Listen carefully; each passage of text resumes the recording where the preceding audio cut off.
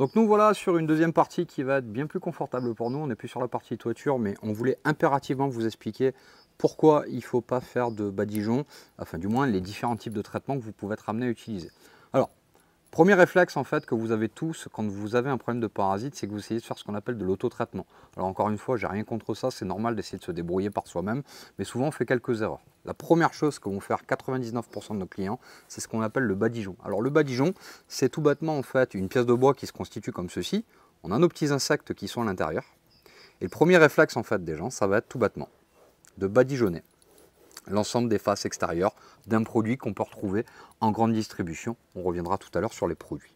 La problématique qu'on va retrouver avec cette technique-là, c'est qu'en fait, le bois, à contrario de ce que beaucoup de gens peuvent penser, c'est pas une éponge. Donc en fait, le produit va pénétrer sur quelques millimètres, voire 1 centimètre maximum.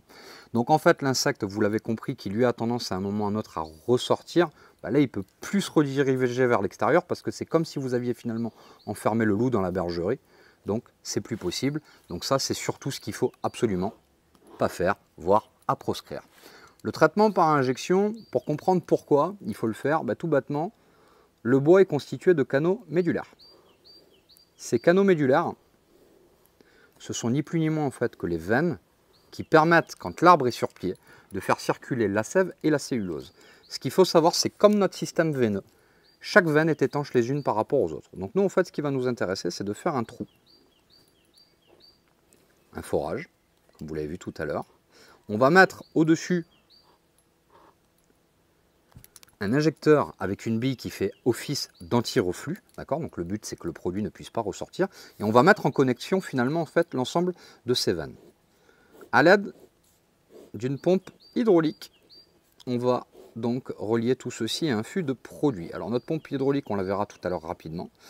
Et le produit, il est ici. Et à l'aide d'un pistolet et d'une lance, on va venir injecter en maintenant la pression.